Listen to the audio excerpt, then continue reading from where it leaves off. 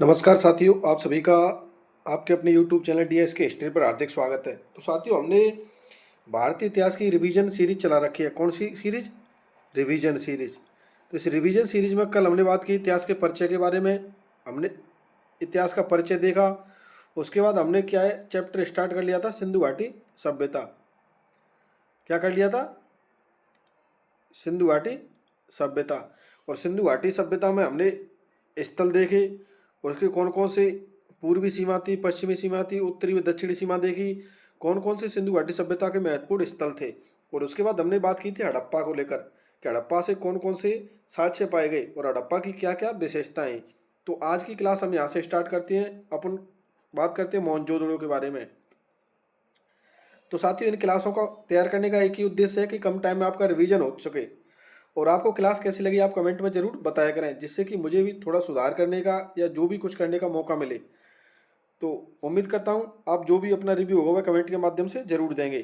तो साथियों, बात करते हैं मोहनजोदड़ो की। तो मोहनजोदड़ो का आपको ध्यान रखना है शाब्दिक अर्थ क्या है। तो इसका शाब्दिक अर्थ है मृतकों का टीला या मुर्दों का टीला। यह भी कई बार पूछा गया है कि मोहनजोदड़ो का शाब्दिक अर्थ बताइए। उसके बाद आपको ध्यान रखना है कि मोहनजोदड़ो कहाँ पर है। तो यह क्या है, सिंध प्रांत पाकिस्तान में। और इसमें भी कौन सा जिला है? लड़काना जिला। बात करते हैं मोहनजोदड़ो की खोज के बारे में। तो इस मोहनजोदड़ो की खोज 1922 में किसके द्वारा की गई? राखलदास बनर्जी के द्वारा। अब आपसे पूछा जाएगा कि मोहनजोदड़ो का उत्खननकर्ता कौन था। तो आपसे उत्खननकर्ता पूछा जाए या खोजकर्ता पूछा जाए तो आपको आंसर क्या देना है? राखलदास बनर्जी। और खोज 1922 में। और नदी पूछी जाए कि मोहनजोदड़ो कौन सी नदी के किनारे है तो आपको आंसर देना है सिंधु नदी के दाहिने तट पर। कहाँ पर स्थित है मोहनजोदड़ो? सिंधु नदी के दाहिने तट पर। अब बात करती है अगला पॉइंट। अगले पॉइंट में आपको ध्यान रखना है कि मोहनजोदड़ो की सबसे बड़ा सार्वजनिक स्थल कौन सा है। यानी मोहनजोदड़ो का सबसे बड़ा सार्वजनिक स्थल पूछा जाए तो आपको आंसर देना है स्नानागार। और स्नानागार का प्रयोग किसके लिए किया जाता है? धार्मिक आयोजनों के समय सामूहिक स्नान करने के लिए इस स्नानागार का प्रयोग किया जाता था। और यह कहाँ पर स्थित था स्नानागार? दुर्ग टीले में स्थित था। आपको यहाँ पर स्नानागार दिखाई दे रहा है, इधर उधर से सीढ़ियाँ भी दिखाई दे रही हैं। तो इसका किस लिए प्रयोग होता था? धार्मिक महत्व के लिए। यहाँ इसके पास से कपड़े बदलने हेतु कक्ष भी मिले हैं। यानी साइडों में क्या रूम बन रखे हैं इधर उधर। यहाँ पर क्या किया जाता था? कपड़े बदले जाते थे। और यह जानकारी दे रखी है कि 39 फीट लंबा होता था, 23 फीट चौड़ा होता था, 8 फीट गहरा होता था। कोई भी यहाँ से प्रश्न आपसे नहीं पूछा जाएगा। आपको तो यह ध्यान रखना है कि मोहनजोदड़ो का सबसे बड़ा सार्वजनिक स्थल कौन सा है। तो आपको आंसर देना है स्नानागार। इसे मार्शल महोदय ने तत्कालीन विश्व का आश्चर्यजनक निर्माण या ग्रेट बात की संज्ञा दी है, या विराट वस्तु कहें। तो मार्शल महोदय ने इसे क्या कहा है? तत्कालीन विश्व का आश्चर्यजनक निर्माण या ग्रेट बात। तो आपको ऐसे दो तीन प्रश्न मिले कि मोहनजोदड़ो का सबसे बड़ा सार्वजनिक स्थल स्नानागार, इसका महत्व क्या था? धार्मिक आयोजन के समय सामूहिक स्नान के लिए। यह कहाँ पर स्थित था? दुर्ग टीले में बना हुआ था। और इसके साइड से क्या है, कच्छ भी मिले हैं जो कि कपड़े बदलने के काम आते थे। और मार्शल महोदय ने इसे किसकी संज्ञा दी? ग्रेट बात या विराट वस्तु की संज्ञा दी। बात करते नेक्स्ट। आपसे पूछा जाए कि मोहनजोदड़ो की सबसे बड़ी इमारत।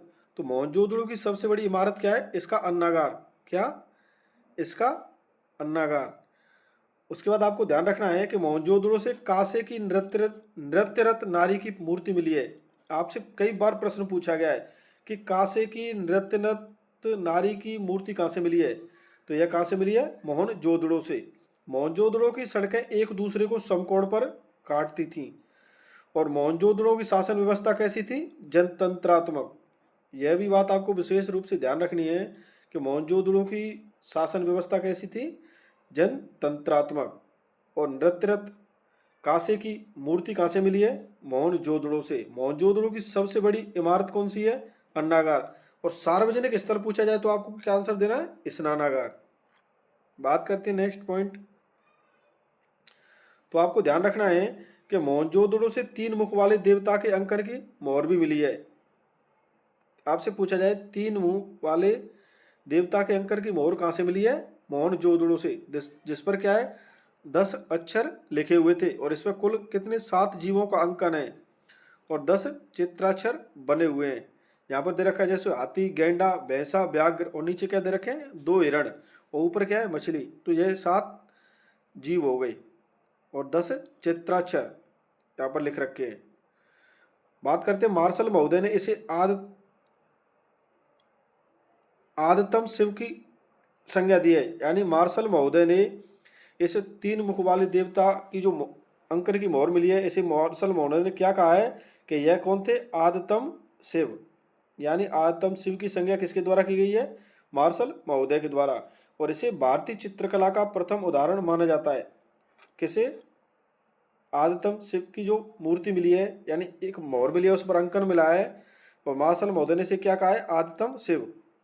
और इसे ही क्या कहते हैं, भारतीय चित्रकला का प्रथम उदाहरण माना जाता है।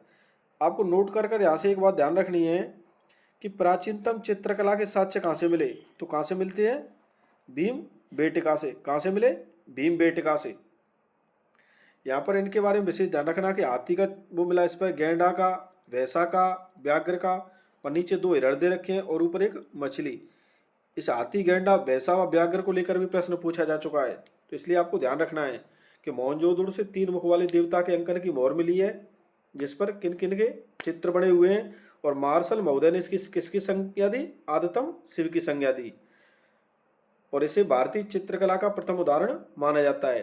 वही नोट कर कर आपको ध्यान रखना है कि प्राचीनतम चित्रकला के साक्ष्य कहाँ से पाए गए, भीमबेटका से। अब आप मुझे कमेंट में बताओगे कि इस भीमबेटका की खोज किसके द्वारा की गई। बात करते नेक्स्ट कि मोहनजोदड़ो से प्राप्त अन्य अवशेषों के बारे में। तो अन्य अवशेष आपको ध्यान रखने हैं, महाविद्यालय भवन पाया गया, मंगोलियन पुजारी का सिर पाया गया, सूती कपड़ा पाया गया, हाथी का कपाल खंड, गले हुए तांबे के ढेर पाए गए। कहाँ से, मोहनजोदड़ो से। कुबड़दार बैल का खिलौना पाया गया, घोड़े के दांत पाए गए, बकरे के चाक यानी बकरे के पीछे चाकू लिए भागते व्यक्ति का चित्र कहाँ से पाया गया, मोहनजोदड़ो से। तो यह आपको विशेष रूप से सभी ध्यान रखने हैं, आपके लिए एक एक इम्पोर्टेंट है। आपसे पूछा जाएगा मंगोलियन पुजारी का सिर का साक्ष्य कहाँ से पाया गया, आपको आंसर देना है मोहनजोदड़ो से। सूती कपड़े के साक्ष्य पाए गए मोहनजोदड़ो से। हाथी का कपाल खंड, गले हुए तांबे के ढेर पाए गए कहाँ से, मोहनजोदड़ो से। कुबड़दार बैल का खिलौना पाया गया कहाँ से, मोहनजोदड़ो से। घोड़े के दांत पाए गए, बकरे के पीछे चाकू लिए भागते हुए व्यक्ति का चित्र कहाँ से पाया गया, मोहनजोदड़ो से। वहीं आपको नोट कर कर एक बात ध्यान रखनी है कि कपास की खेती करने का श्रेय सर्वप्रथम यूनानियों को जाता है। इन्होंने सिंडन नाम दिया, यानी जिसे इन्होंने क्या नाम दिया, सिंडन। आपको ध्यान रखना है कि कपास की खेती करने का श्रेय किससे जाता है, सर्वप्रथम यूनानियों को। उसके बाद बात करते हैं नेक्स्ट पॉइंट। तो आपको ध्यान रखना है कुछ अन्य महत्वपूर्ण तथ्य लिख रखे मैंने यहाँ पर। तो यहाँ पर KUR कैनेडियन को मोहनजोदड़ो से प्राप्त कंकालों से मलेरिया के साक्ष्य मिले गए। यानी कंकालों से मलेरिया के साक्ष्य मिले हैं किसे, KUR कनेडिया को। कहाँ से मिले, मोहनजोदड़ो से। आपको नेक्स्ट पॉइंट ध्यान रखना है कि मोहनजोदड़ो से कब्रिस्तान के साक्ष्य नहीं मिले। आपको क्या ध्यान रखना है कि मोहनजोदड़ो से कब्रिस्तान के साक्ष्य नहीं मिले हैं। उसके बाद आपको नेक्स्ट पॉइंट ध्यान रखना है स्टुअर्ट पिगट के बारे में। तो इस मोहनजोदड़ो व हड़प्पा को किसी विशाल साम्राज्य की जुड़वा राजधानी कहा। आपसे प्रश्न पूछा जाएगा किसने मोहनजोदड़ो व हड़प्पा को किसी विशाल साम्राज्य की जुड़वा राजधानी कहा। तो आपको आंसर देना है स्टुअर्ट पिगट के द्वारा। आपको ध्यान रखना है चांदी के बर्तन के साक्ष्य पाए गए कहाँ से, मोहनजोदड़ो से। कहाँ से, मोहनजोदड़ो से। तो यहाँ पर 3-4 बातें आपको ध्यान रखनी है कि मोहनजोदड़ो से कब्रिस्तान के साक्ष्य नहीं पाए गए, चांदी के बर्तन के साक्ष्य पाए गए, व KUR कनेडिया को मोहनजोदड़ो से प्राप्त कंकालों से मलेरिया के साक्ष्य मिले हैं। किसे मिले हैं, KUR कनेडिया को। कंकालों से मलेरिया के साक्ष्य कहाँ से मिले हैं, मोहनजोदड़ो से। किसे मिले हैं, कनेडिया को। कब्रिस्तान के साक्ष्य नहीं पाए गए। और मोहनजोदड़ो व हड़प्पा को विशाल साम्राज्य की जुड़वा राजधानी किसने कहा, तो आपको आंसर देना है स्टुअर्ट पिगट के द्वारा। उसके बाद आपको ध्यान रखना है कि चांदी के बर्तन के साक्ष्य कहाँ से पाए गए, मोहनजोदड़ो से। साथियों हम यहाँ पर लाइन टू लाइन बात कर रहे हैं और एक एक महत्वपूर्ण प्रश्न को भी कवर करने का प्रयास कर रहे हैं। उम्मीद करता हूँ आप जिस भी एग्जाम की तैयारी कर रहे हो तो वहाँ पर इस टॉपिक से जो भी प्रश्न पूछा जाएगा आपको हमारी सेम स्लाइड से प्रश्न देखने को मिलेगा। कोई भी एग्जाम हो उससे आप हमारी क्लास से उससे मिलना यानी मिलान करके देख सकते हो और आप आइडिया लगा सकते हो कि हम कितनी मेहनत करते हैं आपके लिए, कितना कंटेंट तैयार करते हैं, तब जाकर आपको क्लास उपलब्ध करवाते हैं। तो साथियों आप भी अपना रिव्यू जरूर दिया करें और हम दिन ब दिन सुधार करने का प्रयास करते रहेंगे, क्योंकि एक अच्छा शिक्षक वही है जो खुद पढ़कर बच्चों को पढ़ाता है और निरंतर अपने आप में सुधार करता रहता है। तो हम तो हमेशा स्टूडेंट बनकर ही रहना चाहते हैं। तो साथियों हमने यहाँ पर मोहनजोदड़ो के बारे में बात की, अन्य महत्वपूर्ण तथ्यों के बारे में। उसके बाद आपको ध्यान रखना है कि मोहनजोदड़ो के दुर्ग पर कुषाण शासक कनिष्क ने एक स्तूप का निर्माण करवाया, अतः इसे स्तूप टीला भी कहा जाता है। यूनी मोहनजोदड़ो क्या है, मोहनजोदड़ो के दुर्ग टीले पर कुषाण शासक था कनिष्क, इसने क्या स्तूप का निर्माण करवाया, इसलिए इसे क्या कहा जाता है, स्तूप टीला भी कहा जाता है। किसे, दुर्ग टीले को। उसके बाद आपको ध्यान रखना है स्वास्तिक के चिन्ह के साक्ष्य कहाँ से मिले हैं, मोहनजोदड़ो से। यह प्रश्न कई बार पूछा गया है कि स्वास्तिक के चिन्ह के साक्ष्य कहाँ से मिले हैं, तो आपको आंसर देना है मोहनजोदड़ो से। और मोहनजोदड़ो में भी कहाँ से मिले हैं, तो मोहनजोदड़ो से जो मोहरें प्राप्त हुई हैं और उस पर क्या है, स्वास्तिक के चिन्ह के साक्ष्य पाए गए हैं। यहाँ पर मैंने आपको अन्नागार बता रखा है जिसे धान्य कोठार कहते हैं। इसके अवशेष कहाँ से मिले थे, हड़प्पा से। बैलगाड़ी के साक्ष्य यानी बैलगाड़ी के खिलौने के साक्ष्य कहाँ से पाए गए, आपको मुझे कमेंट में बताना है। हाथी का कपाल खंड यह सभी कहाँ से मिले हैं, पशुपतिनाथ की मोहर यह सभी कहाँ से मिले, हड़प्पा से। अब बात करते हैं नेक्स्ट महत्वपूर्ण प्रमुख स्थल चन्नूदड़ो के बारे में। हड़प्पा सभ्यता का महत्वपूर्ण स्थल है चन्नूदड़ो। चन्नूदड़ो कहाँ पर स्थित है, सिंध प्रांत पाकिस्तान में। और इस चन्नूदड़ो की खोज के बारे में कई बार प्रश्न पूछा गया है कि 1931 में एन.जी. मजूमदार के द्वारा क्या है, इस चन्नूदड़ो की खोज की गई थी।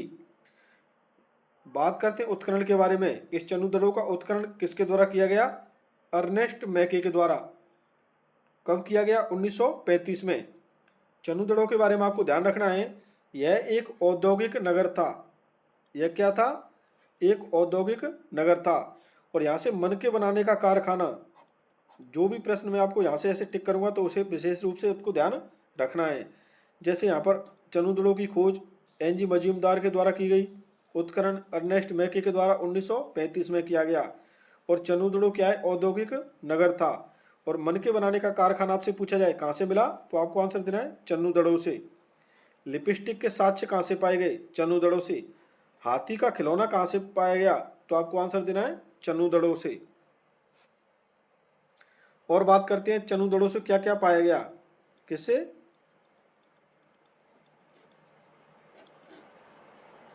चन्नूदड़ो से।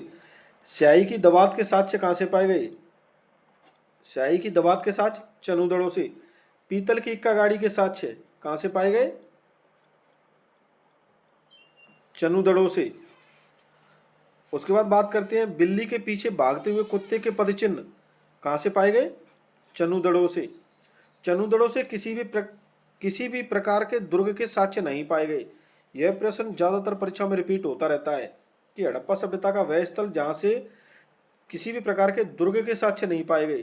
तो आपको ध्यान रखना है कि चन्नूदड़ो से किसी भी प्रकार के दुर्ग के साक्ष्य नहीं प्राप्त हुए थे। कहाँ से, चन्नूदड़ो से। और चन्नूदड़ो के बारे में आपको ध्यान रखना है जूकर व जाकर संस्कृति के अवशेष कहाँ से मिले हैं, चन्नूदड़ो से। यह प्रश्न पूछा जाता है कि जूकर व जागर संस्कृति के अवशेष कहाँ से मिले हैं, तो आपको आंसर देना है चन्नूदड़ो। तो इस स्लाइड में हमने बात की कि स्याही की दवात के साक्ष्य, पीतल की इक्का गाड़ी के साक्ष्य, बिल्ली के पीछे भागते हुए कुत्ते के पदचिन्ह, इन्हीं सभी के साक्ष्य कहाँ से मिले, चन्नूदड़ो से। और उसके बाद आपको ध्यान रखना है कि चन्नूदड़ो से किसी भी प्रकार के दुर्ग के साक्ष्य नहीं मिले हैं। और चन्नूदड़ो से जूकर व जाकर संस्कृति के अवशेष मिलते हैं। एक एक प्रश्न आपको ध्यान रखना है, क्योंकि यहाँ से कोई भी प्रश्न आपके एग्जाम में आपको देखने को मिल सकता है। जूकर जाकर संस्कृति यानी नगरीय व ग्रामीण सभ्यता के अवशेष कहाँ से मिले, चन्नूदड़ो से। उसके बाद बात करते हैं नेक्स्ट महत्वपूर्ण स्थल लोथल। कौन सा स्थल, लोथल। तो लोथल के बारे में आपको ध्यान रखना है कि यह कहाँ पर स्थित है, गुजरात में। और इसकी खोज किसके द्वारा की गई, रंगनाथ राव के द्वारा। कब की गई, 1954 में। और श्री रंगनाथ राव के द्वारा 1957 में इसका क्या उत्खनन किया गया था। अब आपको ध्यान रखना है कि लोथल कौन सी नदी के किनारे है, तो आपको आंसर देना होगा भोगवा नदी के किनारे। आपसे पूछा जाए कि चावल के प्रथम साक्ष्य व बाजरे के प्रथम साक्ष्य कहाँ से पाए गए, तो आपको आंसर देना है लोथल से। कहाँ से पाए गए, लोथल से। उसके बाद चक्की के दो पाठ के साक्ष्य कहाँ से पाए गए, चक्की के दो पाठ के साक्ष्य लोथल से पाए गए। तो साथ ही इस स्लाइड में हमने बात की कि लोथल कहाँ पर स्थित है, गुजरात में। और इसकी खोज किसके द्वारा की गई, रंगनाथ राव के द्वारा। कब की गई, 1954 में। और इसकी रंगनाथ राव के द्वारा 1957 में इसका उत्खनन किया गया था। उसके बाद आपको ध्यान रखना है कि लोथल कौन सी नदी के किनारे है, भोगवा नदी के किनारे। आपसे प्रश्न पूछा जाए चावल के प्रथम साक्ष्य, तो आपको आंसर देना है लोथल। बाजरे के प्रथम साक्ष्य कहाँ से पाए गए, लोथल से। आपसे पूछा जाए चक्की के दो पाटों के साक्ष्य कहाँ से पाए गए, तो आपको आंसर देना होगा लोथल से ही पाए गए हैं। उसके बाद आपको नेक्स्ट महत्वपूर्ण ध्यान रखना है कि यह लोथल भी क्या है, औद्योगिक नगर था। आपसे पूछा जाए बांट, माप, तौल, पैमाना, ये सभी साक्ष्य कहाँ से पाए गए, लोथल से। यह प्रश्न तो रिपीट होता रहता है, हाथी दांत का पैमाना कहाँ से पाया गया, तो कहाँ से पाया गया, आपको आंसर देना होगा लोथल। मन के बनाने का कारखाना कहाँ से मिला, लोथल से। यहाँ पर महत्वपूर्ण ध्यान रखना है, बंदरगाह, गोदीवाड़ा या डॉकयार्ड के साक्ष्य कहाँ से पाए गए, लोथल से। आपसे प्रश्न पूछा जाएगा चार नाव के साक्ष्य कहाँ से पाए गए, लोथल से। समुद्र की देवी को क्या कहते हैं, सिकोत्री माता। पश्चिम एशिया के 7 व्यापार के साक्ष्य कहाँ से पाए गए, इस गोदीवाड़ा से। और गोदीवाड़ा कहाँ पर स्थित है, लोथल में।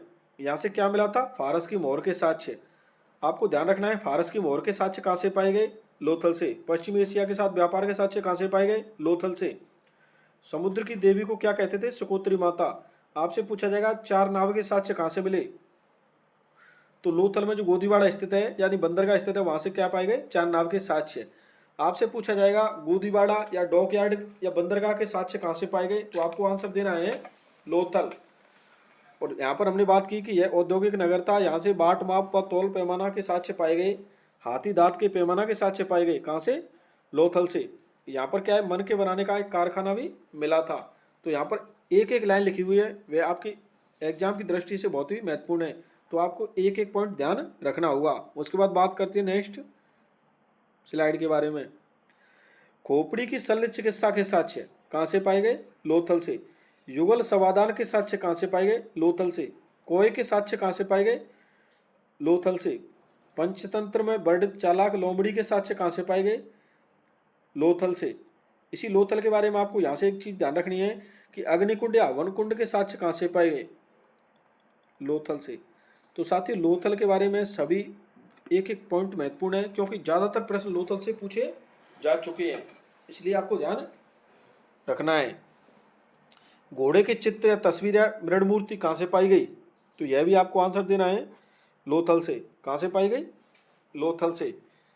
तो यहाँ में हमने बात की कि खोपड़ी की शल्य चिकित्सा के साक्ष्य, युगल समाधान के साक्ष्य, कोय के साक्ष्य, पंचतंत्र में वर्णित लोमड़ी के साक्ष्य, अग्निकुंड या हवन कुंड के साक्ष्य व घोड़े की चित्र या तस्वीर कहाँ से पाई गई, लोथल से। वहीं आपको नोट कर एक चीज ध्यान रखनी है कि लोथल का गोदीवाड़ा संपूर्ण सैंधव सभ्यता का सबसे बड़ा सार्वजनिक स्थल है। लोथल का गोदीवाड़ा संपूर्ण सैंधव सभ्यता का सबसे बड़ा सार्वजनिक स्थल है। उसके बाद आपको एक महत्वपूर्ण पॉइंट ध्यान रखना है कि लोथल के घरों के दरवाजे मुख्य सड़क की ओर खुलते थे, यानी सिंधु घाटी सभ्यता का एकमात्र स्थल जिसके घरों के दरवाजे मुख्य सड़क की ओर खुलते थे वह क्या है, तो आपको आंसर देना होगा लोथल।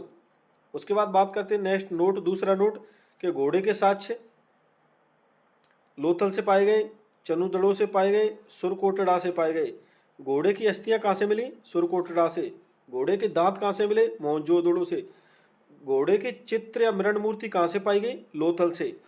ये सभी वस्तुएं खुदाई के अंतिम चरण से प्राप्त होती हैं, अतः इन्हें प्रामाणिक नहीं माना जाता है। यह बात भी आपको विशेष रूप से ध्यान रखनी है। सैंधव निवासी घोड़े से अपरिचित माने जाते हैं, यानी माना जाता है कि सैंधव निवासी घोड़े से अपरिचित थे, क्योंकि ये जो वस्तुएं मिली थी यह क्या खुदाई के अंतिम चरण से मिली थी, अतः इन्हें प्रमाणित नहीं माना जाता है। पर फिर भी आपसे पूछा जाए तो सुरकोटड़ा, मोहनजोदड़ो और लोथल आपको ध्यान रखना है। इन तीनों जगह से खुदाई के अंतिम दौर में घोड़े के साक्ष्य मिले हैं, लेकिन इन्हें प्रमाणित नहीं माना जाता। यह लाइन आपको विशेष रूप से ध्यान रखनी है कि सैंधव निवासी घोड़े से अपरिचित माने जाते हैं। और यहाँ ऊपर हमने देख ही लिया कि संपूर्ण सैंधव सभ्यता का सबसे बड़ा सार्वजनिक स्थल क्या है, लोथल का गोदीवाड़ा। उसके बाद बात करते हैं नेक्स्ट किसके बारे में, कालीबंगा के बारे में। तो कालीबंगा के बारे में आपको ध्यान रखना है कि यह कहाँ पर स्थित है, राजस्थान में। कहाँ पर स्थित है, राजस्थान में। कहाँ पर स्थित है, राजस्थान में। और राजस्थान के भी कौन से जिले में, हनुमानगढ़ जिले में। हनुमानगढ़ जिले में कौन सी नदी के किनारे, घग्गर नदी के किनारे। घग्गर नदी यानी प्राचीन सरस्वती। उसके बाद आपको ध्यान रखना है कि कालीबंगा की खोज अमलानंद घोष के द्वारा कब की गई, 1951 में। कालीबंगा की खोज आपसे पूछा जाता है कि कालीबंगा की खोज किसके द्वारा की गई, अमलानंद घोष के द्वारा। कब की गई, 1951 में। आपसे पूछा जाता है कालीबंगा का शाब्दिक अर्थ क्या है, तो आपको आंसर देना है काली चूड़ियाँ। क्या है, काली चूड़ियाँ। उसके बाद आपको ध्यान रखना है कालीबंगा का उत्खनन, उत्खनन किसके द्वारा किया गया, बीबी लाल व बी के थापर के द्वारा। किसके द्वारा, बीबी लाल व बी के थापर के द्वारा। माध्यमिक शिक्षा बोर्ड अजमेर की पुस्तकों में खोज का वर्ष 1951 व 53 दोनों मिलता है। तो आपको यहाँ पर मैंने लिख रखा है 1951 में खोज की गई, तो यह पॉइंट आपको विशेष रूप से ध्यान रखना है। 51 नहीं आया तो 53 भी आपको ध्यान रखना होगा। और उत्खनन कब किया गया, 1961 व 63 में। उसके बाद आपको ध्यान रखना है कालीबंगा के बारे में कि कालीबंगा से ऊँट के साक्ष्य प्राप्त हुए हैं। किसके साक्ष्य प्राप्त हुए हैं, ऊँट के प्रथम साक्ष्य, यानी ऊँट के साक्ष्य कहाँ से मिले, कालीबंगा से। उसके बाद आपको ध्यान रखना है वृषभ यानी बैल की मूर्ति भी कहाँ से मिली है, कालीबंगा से। उसके बाद आपको ध्यान रखना है जुते हुए खेत के साक्ष्य कहाँ से मिले, कालीबंगा से। लकड़ी का हल कहाँ से मिला, कालीबंगा से। एक साथ दो फसल के साक्ष्य, यानी एक साथ दो फसल बोने के साक्ष्य कहाँ से मिले, कालीबंगा से। तो कालीबंगा के बारे में आपको यहाँ से ध्यान रखना होगा कि कालीबंगा की खोज 1951 में अमलानंद घोष के द्वारा की गई। और कालीबंगा कहाँ पर स्थित है, राजस्थान के हनुमानगढ़ जिले में। और कौन सी नदी के किनारे है, घग्गर। घग्गर यानी प्राचीन सरस्वती नदी। उसके बाद हमने बात की उत्खनन को लेकर, तो बीबी लाल व बी के थापड़ के द्वारा 1961 व 1953 में।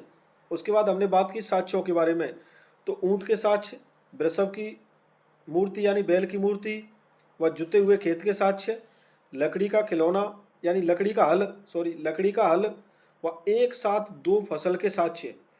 यह सभी साक्ष्य आपको ध्यान रखने हैं। ज़्यादातर परीक्षाओं में प्रश्न पूछे जा चुके हैं कि ऊँट के साक्ष्य कहाँ से मिले, बैल की मूर्ति कहाँ से मिली, जुते हुए खेत के साक्ष्य कहाँ से मिले, लकड़ी का हल कहाँ से मिला व एक साथ दो फसल बोने के साक्ष्य कहाँ से मिले, तो कहाँ से मिले, कालीबंगा से।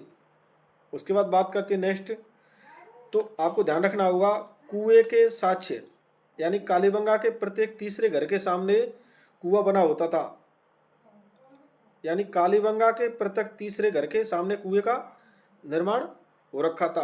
यानी कुएं के साक्ष्य आपको ध्यान रखने हैं, कहाँ से, कालीबंगा से। और कालीबंगा के बारे में आपको ध्यान रखना है प्रत्येक तीसरे घर के सामने कुआं बना होता था। कच्ची ईंटों के मकान के साक्ष्य कहाँ से मिले, कालीबंगा से।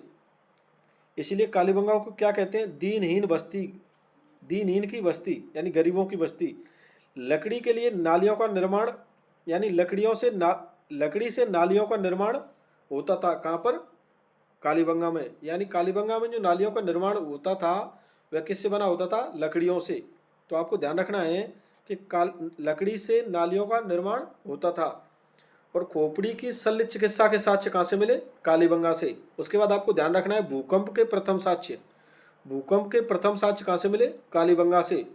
अलंकृत फर्श के साक्ष्य, अलंकृत फर्श के साक्ष्य कहाँ से मिले, कालीबंगा से। उसके बाद आपको ध्यान रखना है हवन कुंड व अग्निकुंड के साक्ष्य कहाँ से मिले, तो इसका भी आंसर क्या होगा, कालीबंगा।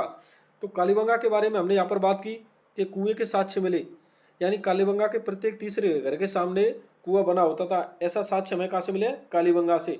और कालीबंगा के बारे में बात कर रहे थे, तो कच्ची ईंटों के मकान के साक्ष्य कहाँ से मिले? कालीबंगा से। इसीलिए से कालीबंगा को क्या कहते हैं? दीनहीन की बस्ती।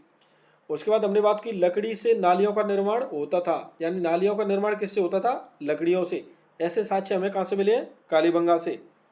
खोपड़ी की शल्य चिकित्सा के साक्ष्य, भूकंप के साक्ष्य, अलंकृत फर्श के साक्ष्य, हवन कुंड व अग्निकुंड के साक्ष्य, यह सभी साक्ष्य हमें कहाँ से मिले हैं? तो आपको एक ही आंसर देना है, कालीबंगा। तो साथियों कालीबंगा बहुत ही महत्वपूर्ण है, ज़्यादातर प्रश्न यहाँ से रिपीट होते रहते हैं। अब बात करते हैं नेक्स्ट पॉइंट को लेकर। आपको ध्यान रखना होगा कालीबंगा से क्या है? बेलनाकार मोहरें मिली हैं। बेलनाकार मोहरें कहाँ से मिली? कालीबंगा से। मेसोपोटामिया व कालीबंगा के व्यापारिक संबंध को दर्शाती हैं कौन सी? बेलनाकार मोहरें। तो आपको ध्यान रखना है कालीबंगा से बेलनाकार मोहरें मिली। उसके बाद आपको महत्वपूर्ण पॉइंट ध्यान रखना है कि डॉक्टर दशरथ शर्मा ने कालीबंगा को हड़प्पा की तीसरी राजधानी कहा, यानी कालीबंगा को हड़प्पा की तीसरी राजधानी किसने कहा? तो आपको आंसर देना है डॉक्टर दशरथ शर्मा। तो यहाँ से बेलनाकार मोहरें व हड़प्पा की तीसरी राजधानी कालीबंगा किसने कहा? डॉक्टर दशरथ शर्मा के द्वारा। उसके बाद आपको ध्यान रखना है कि कालीबंगा से 3 प्रकार के समाधान के साक्ष्य मिले। कितने प्रकार के? 3 प्रकार के। किसके? समाधान के साक्ष्य, यानी दफनाने के साक्ष्य। आंशिक समाधान, पूर्ण समाधान व दाह संस्कार। पूर्ण समाधान में क्या है? पूर्णतः जमीन में गाड़ दिया जाता था, और दाह संस्कार में क्या है? अग्नि के माध्यम से समाधान किया जाता था। तो आपको ध्यान रखना होगा कि कालीबंगा से 3 प्रकार के समाधान के साक्ष्य हमें प्राप्त होते हैं। यह घोड़े के अस्थि पंजर दिखा रखे हैं आपको। तो घोड़े के अस्थि पंजर कहाँ से मिले? सुरकोटड़ा से। इस प्रकार घोड़े के अस्थि अवशेष सुरकोटड़ा से ये दिखा रहे हैं आपको स्लाइड में साथ में ही। ये आपको राखी गढ़ी दिख रहा है, तो राखी गढ़ी के बारे में बात करेंगे आगे। ये एक एक चित्र सिंधु घाटी सभ्यता का ही दे रखा है कि किस किस प्रकार के साक्ष्य हमें किस प्रकार देखने को मिलता। यह कालीबंगा से जो कुएं के साक्ष्य प्राप्त हुए वह दे रखा है। इस प्रकार कुएं का निर्माण बना होता था। कहाँ पर? कालीबंगा में। ये आप मुझे कमेंट में बताओगे कि यह क्या है। यह धौलावीरा से जल संग्रहण के साक्ष्य, यानी जिसमें जल एकत्रित किया जाता था। जल संग्रहण के साक्ष्य कहाँ से प्राप्त हुए? आपको तो इस स्लाइड पर ध्यान ना देकर प्रश्न पर ध्यान देना है। आपको ध्यान रखना है जल संग्रहण के साक्ष्य हमें कहाँ से मिले? धौलावीरा से।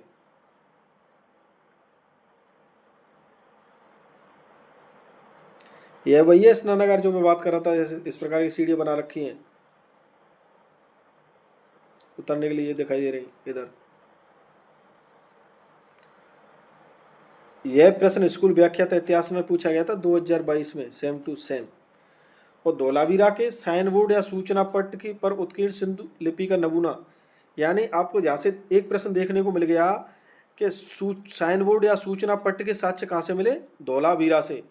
और इस साइन बोर्ड या सूचना पट पर क्या है? सिंधु लिपि का नमूना हमें प्राप्त होता है। इस प्रकार का ये दिखाई दे रहा है आपको। तो आपको तो प्रश्न ध्यान रखना है, सूचना पट या साइन बोर्ड के साक्ष्य कहाँ से मिले? धौलावीरा से। प्रश्न पूछा गया था व्याख्यात इतिहास में। और आपका जब भी एग्जाम होगा तो आपके एग्जाम में भी यहाँ से प्रश्न सीधे सीधे दिखाई देंगे। ये धौलावीरा का नगर दिखा रखा है आपको। जो भी प्रश्न होगा उस पर मैं विशेष ध्यान दूंगा। बाकी ये तो स्लाइड देखने से कोई मतलब ही नहीं है।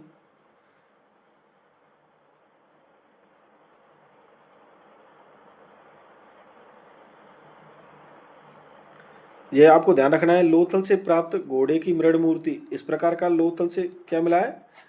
घोड़े की मृण मूर्ति। तो घोड़े की मृण मूर्ति कहाँ से मिली है? तो आपको तो सीधा ध्यान रखना है लोथल से। उसके बाद बात करते हैं नेक्स्ट, यह घोड़े की अस्थियां मिली इस प्रकार की। अब बात करते हैं सिंधु घाटी सभ्यता के नेक्स्ट महत्वपूर्ण स्थल के बारे में, बनावली या बनवाली। बनावली या बनवाली के बारे में। तो आपको तो ध्यान रखना है कि बनावली या बनवाली कहाँ पर स्थित है? तो यह कहाँ पर स्थित है? हरियाणा में। और हरियाणा के फतेहाबाद जिले में। जिला भी ध्यान रखना है, कई बार पूछा गया है। फतेहाबाद हरियाणा में। बनावली कहाँ पर है? फतेहाबाद हरियाणा में। और इस बनावली या बनवाली की खोज किसके द्वारा की गई? RS बिष्ट के द्वारा, यानी रविंद्र सिंह बिष्ट के द्वारा। कब की गई? 1973 में। कौन सी नदी के किनारे है बनावली या बनावाली? प्राचीन सरस्वती नदी के किनारे। आपको यहाँ से ध्यान रखना है किस किस प्रकार के साक्ष्य मिले गए। तो जौ की उत्तम किस्म की खेती कहाँ पर की जाती थी? कालीबंगा में। तिल के ढेर मिले हैं, सरसों के ढेर मिले हैं, कहाँ से? सॉरी, जौ की उत्तम किस्म की खेती मैंने क्या बोल दिया? कालीबंगा बोल दिया। हम बात करें बनावली के बारे में। तो जौ की उत्तम किस्म की खेती कहाँ से मिली? बनावली से। तिल के ढेर कहाँ से मिले? बनावली से। सरसों के ढेर कहाँ से मिले? बनावली से। उसके बाद हम देखते हैं हल्की आकृति का खिलौना हमें कहाँ से मिला। यह प्रश्न कई बार परीक्षा में हमसे पूछा गया है कि हल्की आकृति का खिलौना कहाँ से मिला हमें। तो आपको आंसर देना है बनावली। तांबे के बाड़ाग्र, तांबे के बाड़ाग्र कहाँ से मिले? बनावली से। मिट्टी के बर्तन कहाँ से मिले? बनावली से। तो बनावली के बारे में हमने बात की सर्वप्रथम कि कहाँ पर स्थित है? हरियाणा के फतेहाबाद जिले में। और बनावली की खोज किसके द्वारा की गई? रविंद्र सिंह बिष्ट यानी RS बिष्ट के द्वारा। कब? 1973 में। और बनावली कौन सी नदी के किनारे है? प्राचीन सरस्वती नदी के किनारे। उसके बाद हमने देखा कि जौ की उत्तम किस्म की खेती कहाँ पर की जाती थी? बनावली में। तिल के ढेर, सरसों के ढेर कहाँ से मिले? बनावली से। हल्की आकृति का खिलौना कहाँ से मिला है? बनावली से। तांबे के वाड़ाग्र कहाँ से मिले? बनावली से। मिट्टी के बर्तन के साक्ष्य हमें कहाँ से मिले हैं? बनावली से। उसके बाद नेक्स्ट आपको ध्यान रखना है कि मातृ देवी की मृण मूर्ति कहाँ से मिली है? बनावली से। कहाँ से मिली है? बनावली से। कहाँ से मिली है? बनावली से। यानी लघु मोहर है जिस पर सैंधव लिपि का अंकन होता था, उस पर क्या है? मातृ देवी की मृण मूर्ति के साक्ष्य पाए गए हैं। यानी मेरा मातृ देवी की मृण मूर्ति आपको आंसर देना है कहाँ से? बनावली से। उसके बाद आपको नोट कर कर ध्यान रखना है सिंधु सभ्यता का एकमात्र स्थल है जहाँ नाली व्यवस्था का अभाव है, यानी नालियों के साक्ष्य नहीं पाए गए। अभी मैंने आपको ऊपर बताया कि एक सिंधु घाटी सभ्यता का एकमात्र स्थल जहाँ से दुर्ग के निर्माण के साक्ष्य नहीं मिले हैं। आप मुझे कमेंट में बताओगे मैंने क्या बताया था। मैं भी देखता हूँ आप किस प्रकार क्लास ध्यान से देख रहे हो। आपको यह प्रश्न ध्यान रखना है क्योंकि अभी ये नेट के एग्जाम में पूछा गया था। जब नेट के एग्जाम में पूछा जा सकता है तो आपके तो किसी भी एग्जाम, चाहे आप पटवारी की तैयारी कर रहे हो, चाहे आप सब इंस्पेक्टर की तैयारी कर रहे हो, चाहे आप BDO की तैयारी कर रहे हो, चाहे आप किसी भी शिक्षक यानी फर्स्ट ग्रेड, सेकंड ग्रेड या थर्ड ग्रेड यानी किसी भी एग्जाम की तैयारी कर रहे हो, तो आपकी परीक्षा में तो प्रश्न रिपीट हो सकता है। जब नेट जैसे एग्जाम में यह प्रश्न सीधे सीधे यहाँ से दिखाई दे सकते हैं तो आपके एग्जाम में तो आप भरोसा करें आपको सेम टू सेम प्रश्न दिखाई देने का काम करेंगे। तो आपसे पूछा जाए कि सिंधु सभ्यता का एकमात्र ऐसा स्थल जहाँ नाली व्यवस्था का अभाव है, यानी नालियों के साक्ष्य नहीं मिले, तो कहाँ से? बनावली से। कहाँ से नहीं मिले? नाली नहीं मिली, कहाँ से? बनावली से। उसके बाद बात करते हैं नेक्स्ट पॉइंट। सिंधु घाटी सभ्यता का नेक्स्ट महत्वपूर्ण स्थल है सुरकोटड़ा। कौन सा? सुरकोटड़ा। सुरकोटड़ा के बारे में बात करें कि इसकी खोज किसके द्वारा की गई? जगपति जोशी के द्वारा। किसके द्वारा? खोज जगपति जोशी के द्वारा 1964 में। और सुरकोटड़ा कहाँ पर स्थित है? कच्छ कारण गुजरात में। यानी सुरकोटड़ा कहाँ पर स्थित है? कच्छ का रण। और कच्छ का रण कहाँ पर है? तो आपको आंसर देना है गुजरात। और सुरकोटड़ा की खोज के बारे में ज्यादातर प्रश्न पूछा जा चुका है कि जगपति जोशी के द्वारा 1964 में इसकी क्या है? खोज की गई। और घोड़े की अस्थियां कहाँ से मिली हैं? तो आपको आंसर देना है सुरकोटड़ा से। और उसके बाद आपको नेक्स्ट पॉइंट ध्यान रखना है कि संपूर्ण सैंधव सभ्यता में सुरकोटड़ा एकमात्र स्थल है जहाँ से विनाश यानी पतन के साक्ष्य पाए गए। यानी संपूर्ण सैंधव सभ्यता में सुरकोटड़ा एकमात्र स्थल है जहाँ से विनाश के साक्ष्य यानी पतन, यानी सिंधु घाटी सभ्यता के पतन के साक्ष्य पाए गए। कहाँ से? सुरकोटड़ा से। उसके बाद ध्यान रखना है तराजू के दो पलड़े। तराजू के दो पलड़े कहाँ से पाए गए? सुरकोटड़ा से। तो साथियों हमने सुरकोटड़ा के बारे में बात की। तो यह कहाँ पर स्थित है? कच्छ का रण गुजरात में स्थित है। सुरकोटड़ा की खोज किसके द्वारा की गई? जगपति जोशी के द्वारा। कब की गई? 1964 में। घोड़े की अस्थियों के साक्ष्य कहाँ से पाए गए? सुरकोटड़ा से।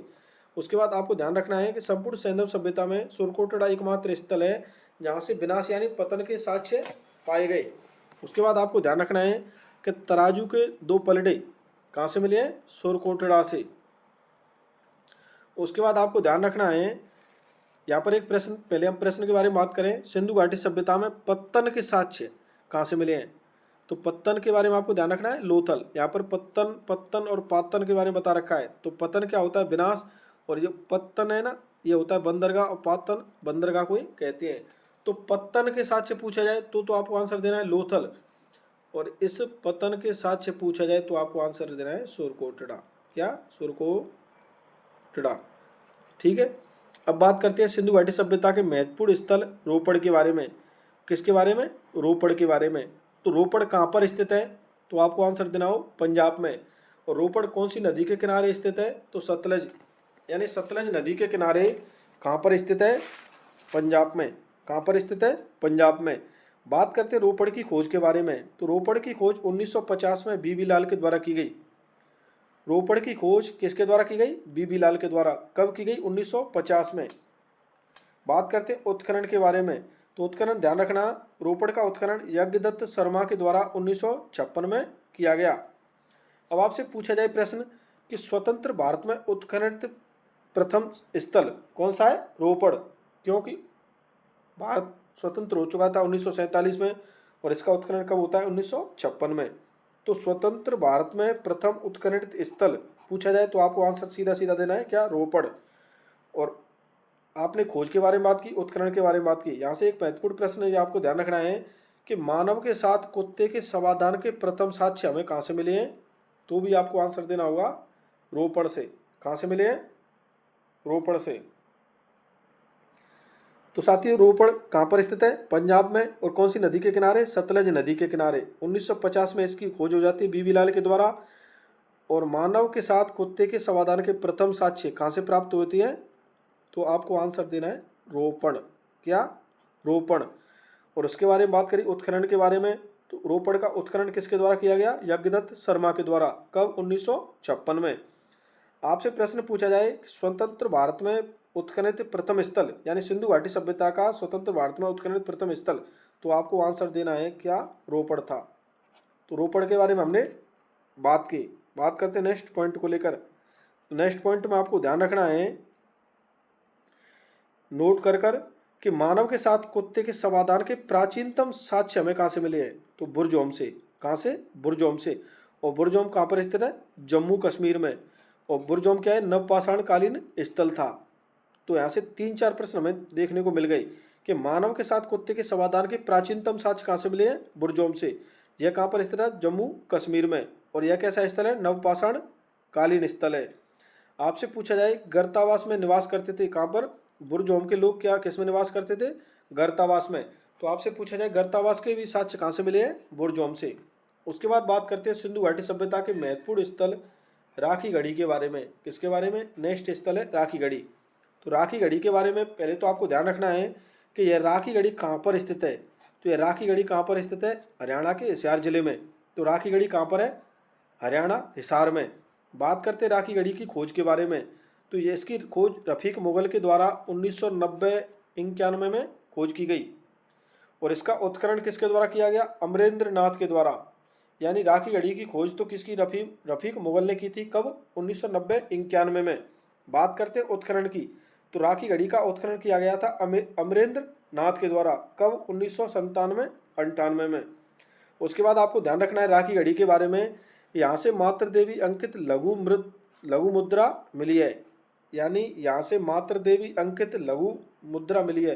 कहाँ से? राखी गढ़ी से। तो राखी गढ़ी के बारे में यहाँ से 4-5 प्रश्न आपको दिखाई दे रहे हैं कि खोज किसके द्वारा की गई? रफीक मुगल के द्वारा 1990-91 में। राखी गढ़ी कहाँ पर स्थित है? हरियाणा के हिसार जिले में। और राखी गढ़ी का उत्खनन किसके द्वारा किया गया? अमरेंद्र नाथ के द्वारा। कब किया गया? 1997-98 में। बात करते नेक्स्ट पॉइंट को लेकर। नेक्स्ट स्थल है अपना, कौन सा स्थल है? धौलावीरा। कौन सा स्थल है? धौलावीरा। तो धौलावीरा के बारे में आपको ध्यान रखना है, सिंधु घाटी सभ्यता का सुंदर नगर कहते हैं किसे? धौलावीरा को। और धौलावीरा कहाँ पर स्थित है? तो आपको आंसर देना है गुजरात। कहाँ पर? गुजरात में। बात करते हैं धौलावीरा की खोज के बारे में। तो धोलावीरा की खोज जगपति जोशी के द्वारा 1967-68 में की गई थी। धोलावीरा की खोज किसके द्वारा की गई? जगपति जोशी के द्वारा। कब की गई? 1967-68 में। बात करते हैं धोलावीरा के उत्खनन के बारे में कि धोलावीरा का उत्खनन किसके द्वारा किया गया? आर.एस. बिष्ट के द्वारा। कब? 1990-91 में। बात करते हैं धोलावीरा कौन सी नदियों के किनारे स्थित है? तो यह प्रश्न कई बार परीक्षा में पूछा गया है कि मनहर व मानसर नदियों के किनारे स्थित है। कौन सा? धोलावीरा। आपसे पूछा जाए स्टेडियम के साक्ष्य कहाँ से पाए गए? स्टेडियम के साक्ष्य कहाँ से पाए गए? तो भी आपको आंसर देना है धोलावीरा से। सिंधु घाटी सभ्यता का सुंदर नगर पूछा जाए तो आपको आंसर देना है धोलावीरा। धोलावीरा कहाँ पर स्थित है? गुजरात में। कौन सी नदियों के किनारे है? मनहर व मानसर नदियों के किनारे। बात करते हैं खोज के बारे में कि धोलावीरा की खोज जगपति जोशी के द्वारा 1967-68 में की गई। उत्खनन के बारे में बात की, आर.एस. बिष्ट के द्वारा 1990-91 में इसका उत्खनन किया जाता है। अब बात करते हैं धोलावीरा के अन्य महत्वपूर्ण साक्ष्यों के बारे में। आपसे पूछा जाए नहर व बांध के साक्ष्य कहाँ से मिले? तो आपको आंसर देना है धोलावीरा। आपसे पूछा जाए स्टेडियम के साक्ष्य कहाँ से मिले? तो आपको आंसर देना है धोलावीरा। आपसे पूछा जाए सूचना पट्ट के साक्ष्य कहाँ से मिले? तो आपको आंसर देना है धोलावीरा। आपसे पूछा जाए जल संग्रहण या टैंक के साक्ष्य कहाँ से मिले? तो आपको आंसर क्या देना है? धोलावीरा। यहाँ की साथियों आप इस स्लाइड से 4 प्रश्न अटेम्प्ट कर सकते हो। आपसे पूछा जा चुका है कि स्टेडियम के साक्ष्य कहाँ से मिले? धोलावीरा से। सूचना पट्ट के साक्ष्य कहाँ से मिले? धोलावीरा से। नहर व बांध के साक्ष्य कहाँ से मिले? धोलावीरा से। जल संग्रहण के साक्ष्य कहाँ से मिले? धोलावीरा से। यह क्या दे रखा है? बनावली से प्राप्त मातृ देवी की मृण मूर्ति। यह मोहनजोदड़ो से प्राप्त मातृ देवी की मृण मूर्ति दे रखी है। आपको ध्यान रखना है हड़प्पा से प्राप्त स्वास्थ्य का चिन्ह, चिन्ह वाली मोहर। साथियों स्वास्थ्य का चिन्ह कहाँ से मिला? चिन्ह तो ध्यान रखना है हड़प्पा से। और चिन्ह वाली मोहर कहाँ से मिली? तो मोहनजोदड़ो से। स्वास्थ्य का चिन्ह हड़प्पा और स्वास्थ्य का चिन्ह वाली मोहर कहाँ से? मोहनजोदड़ो से। यह मातृ देवी की मृण मूर्ति दे रखी है। इस प्रकार की मूर्तियां मिली थी हड़प्पा सभ्यता से।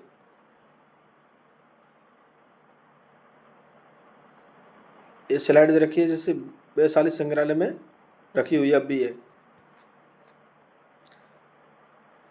नेक्स्ट बात करते हैं धोलावीरा के बारे में ही। तो धोलावीरा के बारे में आपको ध्यान रखना है कि संपूर्ण सैंदव सभ्यता में जहानगर 2 भागों में विभाजित होते थे। कितने भागों में विभाजित होते थे? 2 भागों में। वहीं धोलावीरा एकमात्र स्थल ऐसा था जो 3 भागों में विभाजित था। यानी सिंधु घाटी सभ्यता के अन्य जो महत्वपूर्ण स्थल थे वह तो दुर्ग टीला व नगर टीले में विभाजित थे, यानी 2 भागों में विभाजित थे। लेकिन सिंधु घाटी सभ्यता का धोलावीरा एकमात्र ऐसा स्थल है जो 3 भागों में विभाजित था। दुर्ग टीला, मध्यमा व नगर टीला।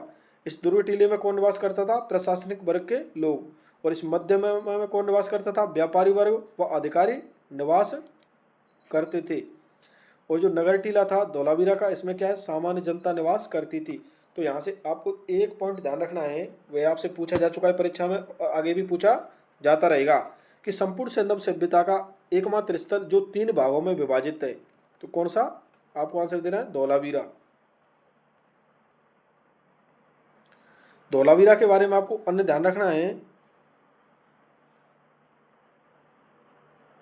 कि धोलावीरा व राखीगढ़ी भारत में खोजे गए सबसे बड़े स्थल हैं।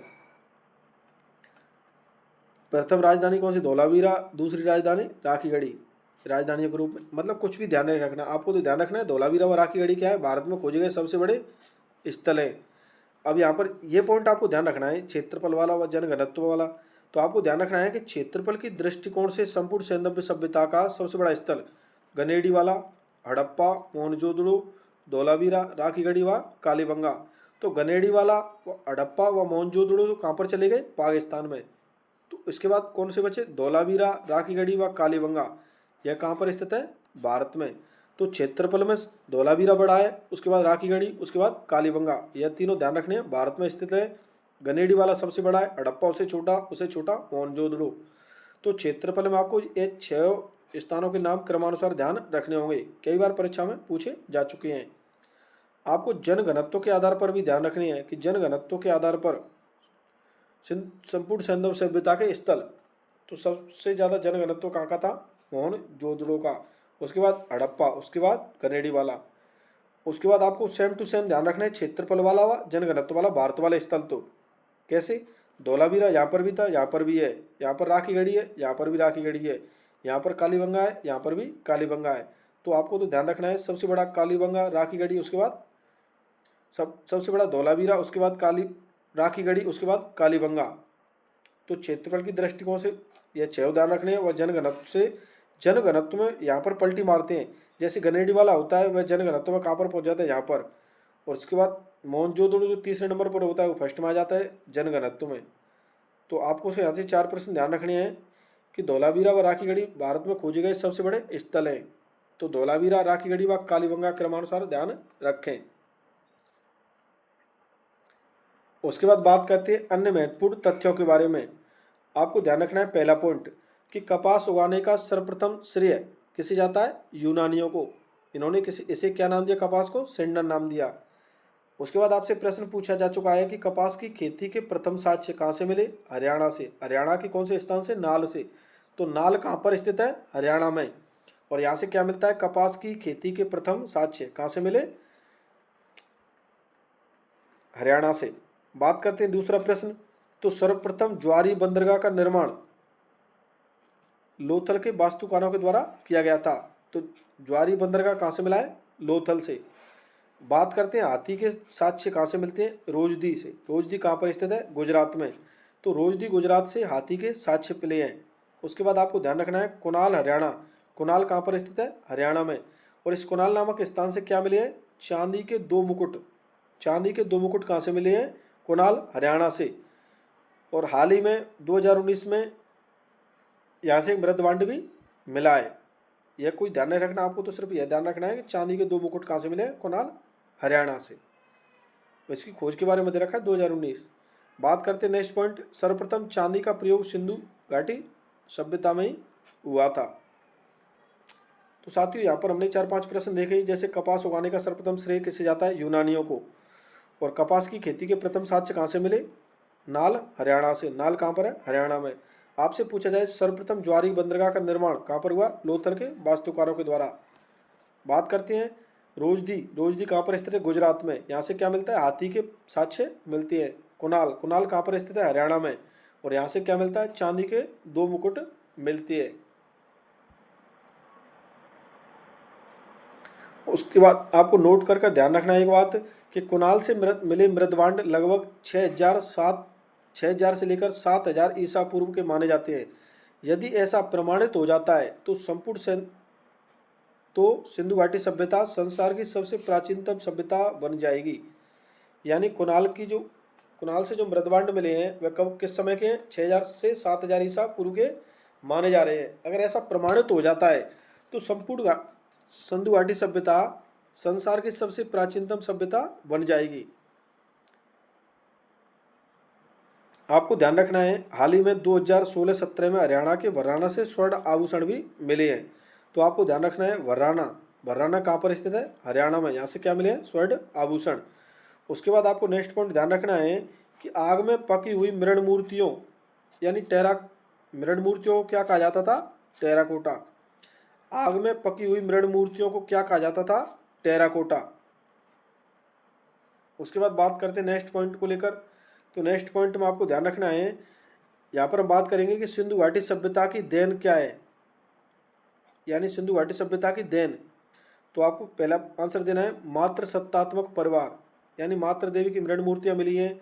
यहाँ पर मातृ देवियों की उपासना की जाती थी, योनि की पूजा की जाती थी, और पशुपति की पूजा की जाती थी, लिंग की पूजा की जाती थी। स्वास्थ्य का चिन्ह प्राप्त होता है जिससे सूर्योपासना करने का आदेश प्राप्त होता है। चाक की देन, इस चाक के साक्ष्य कहाँ से मिले? हड़प्पा से। चाक क्या होता था? तो यहाँ पर मिट्टी के बर्तन बनाने हेतु जो प्रयोग किया जाता है, गोल गोल जो कुम्हार के द्वारा प्रयोग किया जाता है उसे क्या कहते हैं? चाक। तो चाक के साक्ष्य कहाँ से मिले? हड़प्पा से।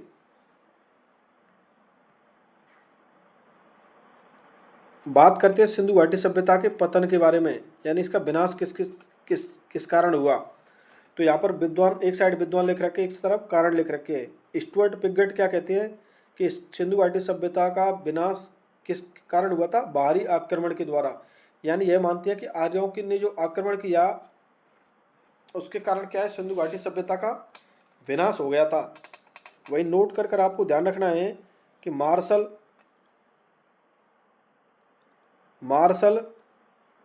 अर्नेस्ट मैके, एस आर राव के अनुसार सिंधु घाटी सभ्यता का पतन किस कारण हुआ था? बाढ़ के कारण। तो आपको आंसर देना है कि बाढ़ के कारण पतन कौन कौन मानते हैं? मार्शल अर्नेस्ट मैके, एस आर राव। और बाहरी आक्रमण के कारण स्टुअर्ट पिगट। महामारी यानी मलेरिया के कारण इस सिंधु घाटी सभ्यता का विनाश हुआ, यह कौन मानता है? के यू आर कनेडिया। सबसे प्रमुख कारण क्या माना जाता है? जलवायु परिवर्तन। सिंधु घाटी सभ्यता का सबसे प्रमुख कारण पतन का कौन सा माना जाता है? जलवायु परिवर्तन। यह कौन कौन मानते हैं? आर एन स्ट्रैन व ए एन घोष, यानी अमलानंद घोष। यह दो स्थल मिले हैं, जैसे गुजरात से करीम शाही व थार के मरुस्थल से बैंगकोट। यहाँ से क्या है, जलवायु परिवर्तन के साक्ष्य पाए गए हैं। इन दोनों स्थलों से सिंधु घाटी सभ्यता का पतन जलवायु परिवर्तन से होने के साक्ष्य मिले। तो साथियों, जलवायु परिवर्तन से सिंधु घाटी सभ्यता का विनाश हुआ था, यह कौन कौन मानते हैं? ऑरेन स्ट्रैन व ए एन घोष। और इसके साक्ष्य कहाँ से मिले हैं? गुजरात के करीम शाही से व थार के मरुस्थल, थार के मरु में जो बैंगकोट नामक स्थल पाया गया है, वहाँ से क्या मिलते हैं? जलवायु परिवर्तन के साक्ष्य कि सिंधु घाटी सभ्यता का विनाश किस कारण हुआ? जलवायु परिवर्तन के कारण। तो यहाँ पर हमने देखा सिंधु घाटी सभ्यता के पतन के कारणों के बारे में। तो बाहरी आक्रमण आपको ध्यान रखना है, स्टुअर्ट पिगट, बाढ़ के कारण इसका विनाश हुआ, ऐसा कौन कौन मानते हैं? मार्शल अर्नेस्ट मैके व एस आर राव। महामारी या मलेरिया के कारण विनाश हुआ, ऐसा कौन मानता है? के यू आर कनेडिया। जलवायु परिवर्तन के कारण इसका विनाश हुआ, ऐसा कौन मानता है? ऑरेन स्टैन व अमलानंद घोष। और आपसे पूछा जाए सिंधु घाटी सभ्यता का पतन का सबसे प्रमुख कारण क्या है, तो आपको आंसर देना है जलवायु परिवर्तन। बात करते हैं, यहाँ से भी प्रश्न कई बार पूछा जा चुका है।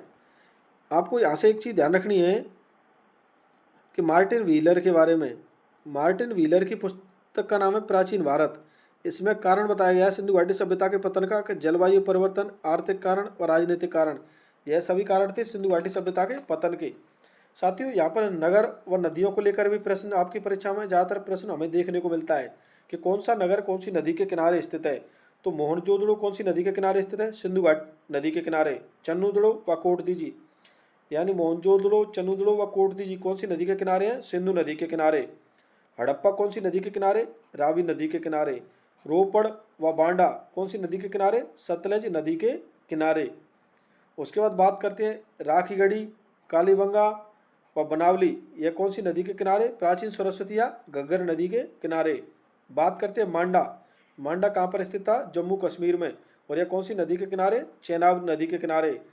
देमाबाद, देमाबाद कौन सी नदी के किनारे? प्रवरा नदी के किनारे। आलमगीरपुर, आलमगीरपुर कौन सी नदी के किनारे? हिंडन नदी के किनारे। बात करते हैं नेक्स्ट रंगपुर व रोजदी। रंगपुर व रोजदी कहाँ पर स्थित है? गुजरात में। और कौन सी नदी के किनारे है?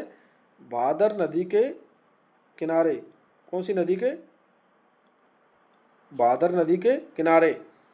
लोथल व सुरकोटड़ा कहाँ पर स्थित है? आप मुझे कमेंट में बताओगे। और यह कौन सी नदी के किनारे स्थित है?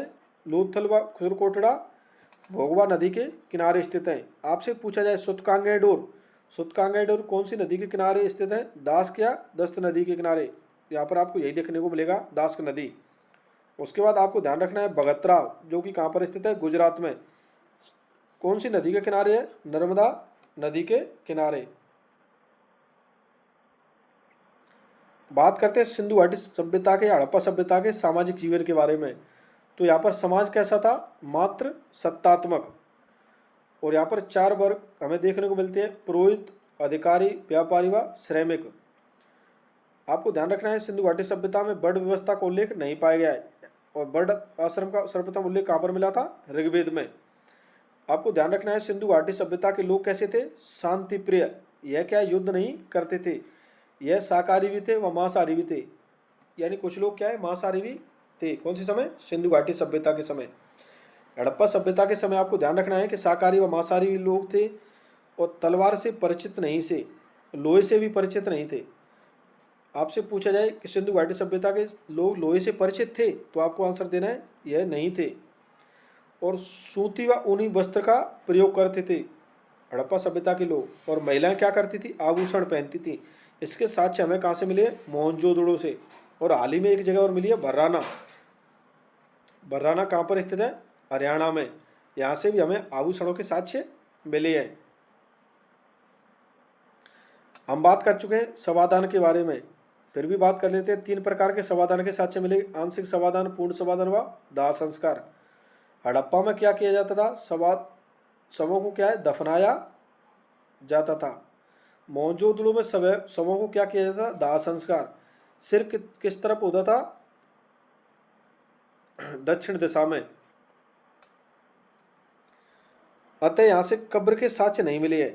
आपको ध्यान रखना है कि मोहनजोदड़ो से कब्र के साक्ष्य नहीं मिले हैं, क्योंकि क्या किया जाता था यहाँ पर मोहनजोदड़ो में, दाह संस्कार।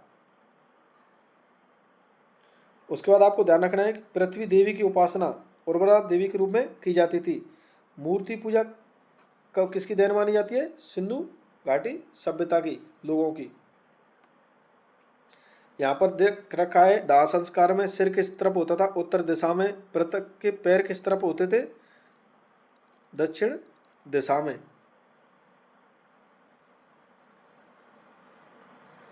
उसके बाद बात करते हैं सिंधु घाटी सभ्यता के आर्थिक जीवन के बारे में।